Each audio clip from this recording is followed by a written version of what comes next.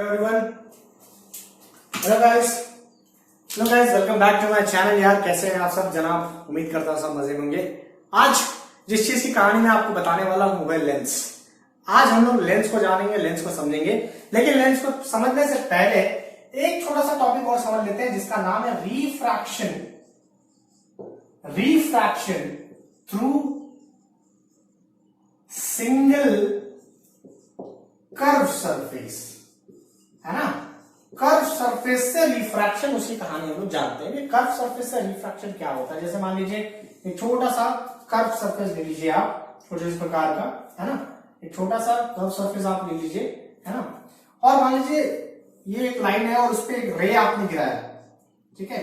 आप सब जानते हैं कि ये रे रिफ्रैक्ट होगी, तो ये रे किस तरीके से रिफ्रैक्ट होगी, अगर ये रिफ्रैक्ट होती है तो इसके फॉर्मूले कैसे होंगे, हम लोग उसको कैसे डिस्कस करेंगे, कैसे समझेंगे, वो तमाम बातें आपको ध्यान में देनी है। ध्यान दीजिए कि यहाँ का रिफ्रैक्टिव इंडेक्स, एक यहाँ का रिफ्रैक्टिव इंडेक्स, ये डेंसर मीडियम है तो म्यू ले लेते हैं, ये रेयर मीडियम है, ठीक है। आप जाहिर सी बात है, आप ये बात समझ रहे हैं कि दिस इज डेंसर मीडियम, ये कहानी होगी रेयर मीडियम की। तो और ये कर्व है तो कर्व का कोई तो भी रेडियस ऑफ कर्वेचर होगा, इसका रेडियस ऑफ कर्वेचर आर ले लेते हैं। ध्यान से सुनना है, समझना है। दैट स्फेरिकल मिरर से जो रिफ्रैक्शन होता है उसका फॉर्मूला दिया जाता है कि μ2 by v minus μ1 by u is equals to μ2 minus μ1 r। अब सवाल बहुत कुछ, v क्या? तो अभी थोड़ी देर पहले या लास्ट लेक्चर में आपने जो सीखा, v क्या? तो v का मतलब इमेज डिस्टेंस, v का मतलब इमेज डिस्टेंस, u का मतलब ऑब्जेक्ट डिस्टेंस।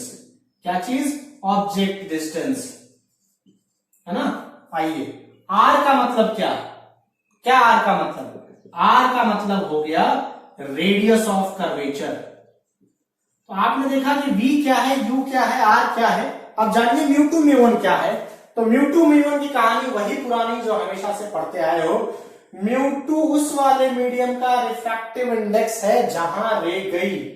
तो जहां रे गई, जिस मीडियम में रे जाएगी उसका रिफ्रैक्टिव इंडेक्स μ2, और जहां से रे आएगी उसका रिफ्रैक्टिव इंडेक्स, जहां से रे आएगी, है ना, उसका रिफ्रैक्टिव इंडेक्स μ1। तो ये तमाम फॉर्मूला अगेन मैंने पहले कह दिया है कि लाइट के सारे फॉर्मूले साइन के साथ होने चाहिए। साइन कन्वेंशन मस्ट है बेटा। अगर आपको साइन कन्वेंशन आता तो ही फॉर्मूले को डील करने में मतलब है, अदरवाइज आप इन्हें डील नहीं कर पाएंगे। Is it clear?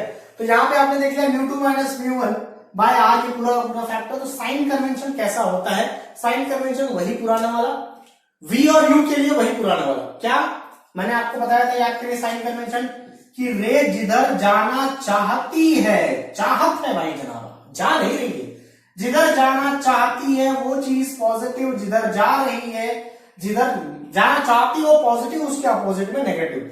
तो मान लीजिए कि इसका ऑब्जेक्ट यहां कहीं तो भी आपने रखा होगा और इमेज कहीं तो भी किसी एक पर्टिकुलर पॉइंट पे यहां बन रहा है, बस मान लेते हैं, है ना, बस मान लेते हैं ऑब्जेक्ट ये है, यहां रखा है आपने ऑब्जेक्ट, दिस इज ऑब्जेक्ट, और ये इमेज। हम मान रहे हैं ऐसा हुआ नहीं, ठीक है, मान रहे हैं। तो अब मुझे बताइए इस फिगर के लिए साइन कन्वेंशन u का क्या रहेगा, v का क्या रहेगा। तो देखिए v पॉजिटिव साइड में है, इधर पूरा पॉजिटिव है, इधर पूरा नेगेटिव है, तो v पॉजिटिव साइड में है, मतलब ये v जो है वो पॉजिटिव माना जाएगा और u जो है वो नेगेटिव माना जाएगा। अब आप बोलोगे सर आपने v का साइन कन्वेंशन बता दिया, u का साइन कन्वेंशन बता दिया, ये भी बता दिया कि जो रे जिस मीडियम में जाएगी इसका मीडियम μ2 कहलाएगा, इसका मीडियम μ1 कहलाएगा।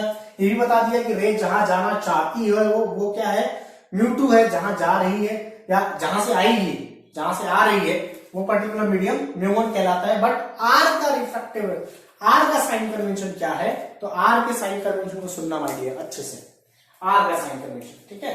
तो ये चीज ध्यान से देखिएगा क्योंकि इस चैप्टर में काम पढ़ने वाला है, दैट इज साइन कन्वेंशन, ठीक है।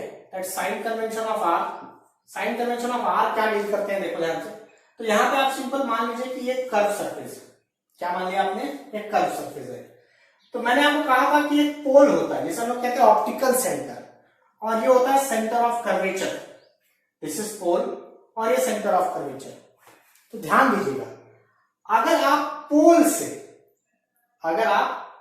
से सेंटर ऑफ कर्वेचर की तरफ जा रहे हैं, अगर आप पोल से, आपका डायरेक्शन क्या है, pole to centre of curvature, आपका डायरेक्शन है pole to centre of curvature, अगर आप पोल से सेंटर ऑफ कर्वेचर की तरफ जा रहे हैं और लाइट भी उसी डायरेक्शन में जा रहा है, मतलब आपका डायरेक्शन क्या है, ध्यान रहे, रट लो, दिमाग में बैठा लो, आपका डायरेक्शन क्या है, पोल से सेंटर ऑफ कर्वेचर, और लाइट का डायरेक्शन और आपका डायरेक्शन सेम हो जाएगा तो आर की value is considered as positive.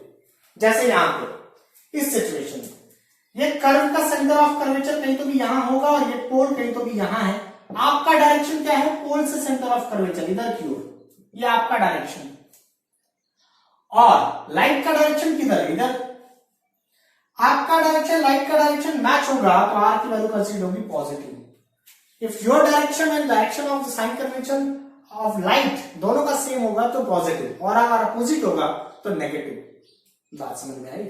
ये बहुत मैटर करेगा आपको आने वाले प्रॉब्लम्स को डील करने में, क्योंकि R1 R2 का साइन कन्वेंशन तुम्हारे लिए बहुत बहुत इंपॉर्टेंट है। फिर से सुन लो, कर्व सरफेस, आपका डायरेक्शन पोल से सेंटर ऑफ कर्वेचर, और लाइट का डायरेक्शन भी आपके डायरेक्शन में है तो R पॉजिटिव, और अगर नहीं है तो R नेगेटिव। जैसे कि मान लीजिए इसका मैं एक और सरफेस बना देता हूं ऐसे,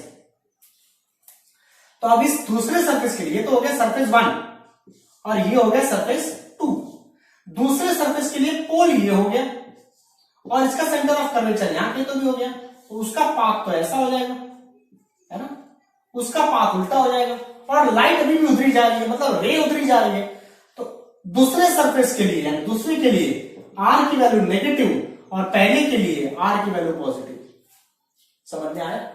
तो ये साइन कन्वेंशन आपके लिए बहुत मैटर करेगा। कोई भी फॉर्मूला साइन के साथ यूज करना है, एक फॉर्मूला आप समझ चुके हैं, ये फॉर्मूला भी आपको यूज करना है साइन के साथ।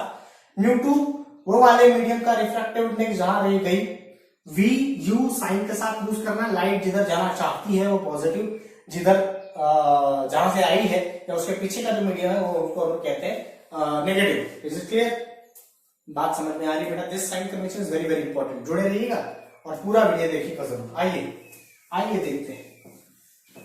अब हम बात करेंगे लेंसेज के बारे में, ये तो हो गया। अब हम बात करेंगे लेंस के बारे में। साइन कन्वेंशन उम्मीद करता हूं आपको समझ में आया होगा, है ना? समझ में आया है तो वीडियो को लाइक करना ना भूलें माय डियर, और वीडियो को पूरा देखिए प्लीज। आइए देखिए, अब जानते हैं थोड़ा लेंसेज के बारे में। अब लेंसेज में यार कॉन्वेक्स कॉन्केव टाइप के लेंसेज होते हैं, जैसे ये देखिए, ये जो लेंस मैंने बनाया, ठीक है, this is known as convex lens. मैं कॉन्वेक्स के आपको थोड़ा थोड़ा टेक्निक बताता हूं। ये एक लेंस है कॉन्वेक्स, ये भी कॉन्वेक्स लेंस है, ये कॉन्वेक्स लेंस है, और ये कॉन्वेक्स लेंस है। अब जरा ध्यान से समझेंगे, ठीक है। ये जो कॉन्वेक्स लेंस है इसे कहा जाता है बायकॉन्वेक्स। अब ये बायकॉन्वेक्स का मतलब क्या है कि इसका रेडियस ऑफ कर्वेचर मान लो R1 है, इसका रेडियस ऑफ कर्वेचर मान लो R2 है। अगर R1 is not equal to R2 तो उस टाइप के लेंस को कहा जाता है कॉन्वेक्स लेंस को कहा जाता है बायकॉन्वेक्स।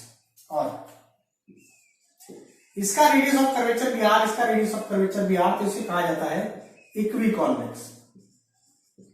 मोस्टली आपको न्यूमेरिकल बायकॉन्वेक्स और इक्विकॉन्वेक्स के होते हैं जहां पे इसकी value R1 equal to R2 होती है। इसमें इसे कहा जाता है प्लेनोकॉन्वेक्स। क्या कहा जाता है?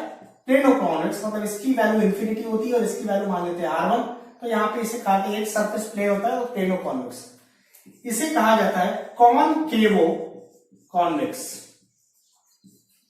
इसे कहा जाता है कॉनकेवो कॉन्वेक्स, ठीक है। तो ये आपके कॉन्वेक्स लेंसेज हो गए।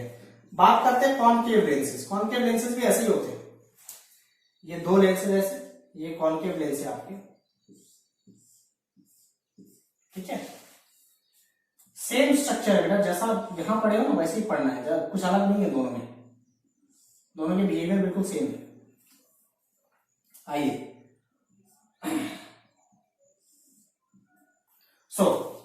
इसका स्ट्रक्चर, इसे कहा जाता है बायकॉन्केव। क्या मतलब होगा आप समझ चुके हैं, यही वाला R1 R2 अलग अलग। दिस इज इक्विकॉन्केव, क्या मतलब है समझ चुके हो। दोनों का रेडियस ऑफ कर्वेचर सेम होगा। This is plano concave, this is plano concave. Purpose आप सब जानते हैं, एक लाइन प्लेन है। This is कॉन्वेक्सो concave. क्या होगा? कॉन्वेक्सो कॉनकेव। ठीक है, ये तमाम लेंसेज जो है मैंने ड्रॉ कर दिए। This is basic structure of lenses. मजा आ रहा है, आइए। ठीक है, चलिए आप कुछ फॉर्मूले के बारे में जान लेते हैं, कुछ बेसिक के बारे में जान लेते हैं। देखिए कैसे कैसे हमें डील करना है इन चीजों। आइए, वेरी गुड। देखिए, तो अब हम जानेंगे कुछ फॉर्मूलेस के बारे में। These are the most important formula of lenses. तो मान लीजिए जैसे कि एक लेंस है, जैसे कि आपको पता है ये लेंस है, तो कौन सा लेंस बना दिया? इक्विकॉन्वेक्स बोल दिए, बायकॉन्वेक्स बोल दिए। याद करिए, मिरर मैंने बताया था प्रिंसिपल एक्सिस, यहां पर भी प्रिंसिपल एक्सिस होता है। ये थिन लेंस है, ये जो रेज आ रही है हमारी, ठीक है, आप सब जानते हैं ये रेज आ रही है, ये तमाम रेज एक पॉइंट पे जाके कन्वर्ज हो जाएगी। ठीक है, एंड दिस पॉइंट जिस पर वो कन्वर्ज हो जाएगी उसे कहा जाता है फोकस। रे जहां से आ रही है u, image distance v, sorry u object distance, v image distance. Sign convention क्या है मैं ऑलरेडी बता चुका हूं। रे जिधर जाना चाहती है, यहां चाहत की बात नहीं, वहां जाती है, क्योंकि मिरर नहीं है ना कि वापस आ जाएगी। तो रे जिधर जा रही है वो पॉजिटिव, जिधर से आई है वो नेगेटिव। इसका मतलब अब सवाल आता है कि f की वैल्यू पॉजिटिव लेना है कि f की वैल्यू नेगेटिव लेना है, कि साइन कन्वेंशन में कैसे डील करना है। उससे पहले तो f कैसे निकालेंगे ये समझ लीजिए। f निकालने का एक तरीका, एक फॉर्मूला है। तो f का फॉर्मूला होता है 1/f, क्या 1/, focal length is equals to mu minus 1। Mu is what? Mu मतलब म्यू ऑफ लेंस। ठीक है, mu minus 1 1/r1 minus 1/r2। किसके साथ? हमेशा की तरह साइन के साथ। ये फॉर्मूला आपको सॉल्व करना है और फिर फोकल लेंथ की वैल्यू निकालनी है। कैसे? आपको जैसे कि एक लेंस दे दिया लाइक दिस, ये है 20 सेंटीमीटर और ये है 20 सेंटीमीटर। रे ऑफ लाइट आपको बता देगा कि रे ऑफ लाइट यहां से ऐसे आ रही है। अब आप खुद सोचिए, अगर आप बात करेंगे तो यहां पे R1 की वैल्यू 20 सेंटीमीटर है, R2 की वैल्यू 20 सेंटीमीटर है, लेकिन क्या दोनों 20 सेंटीमीटर पॉजिटिव है? तो जवाब है नहीं, क्योंकि इसका पोल सेंटर ऑफ कर्वेचर इधर होगा तो ये वाला वैल्यू को तो मैं पॉजिटिव मानूंगा, लेकिन इसका पोल इधर, सेंटर ऑफ कर्वेचर इधर लाइट के अपोजिट डायरेक्शन में है, तो ये वाला हमारे लिए नेगेटिव हो जाएगा।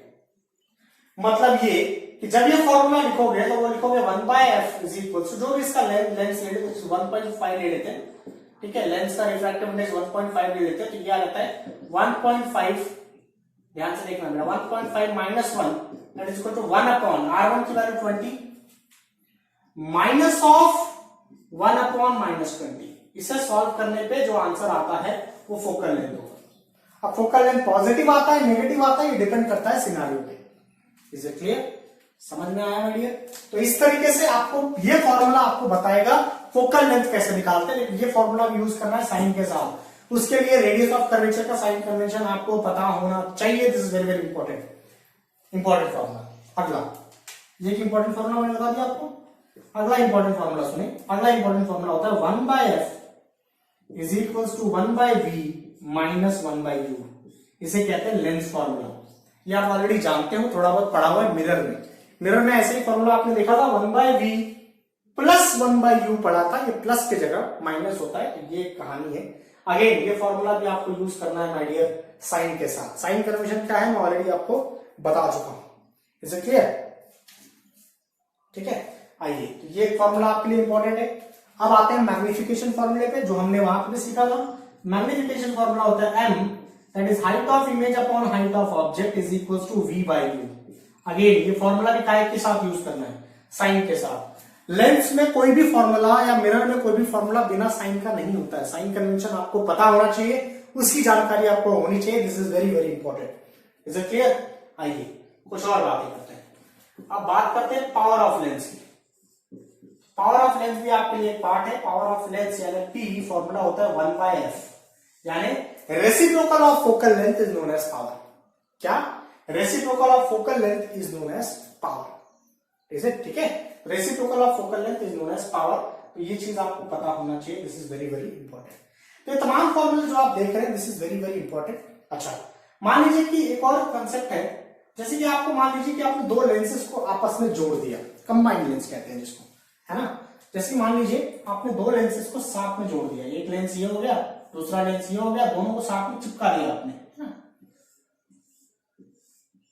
ठीक है, तो उस सिचुएशन में कभी भी ध्यान रखना इनका पावर जो है वो ऐड हो जाएगा, that is power of first one plus power of second one.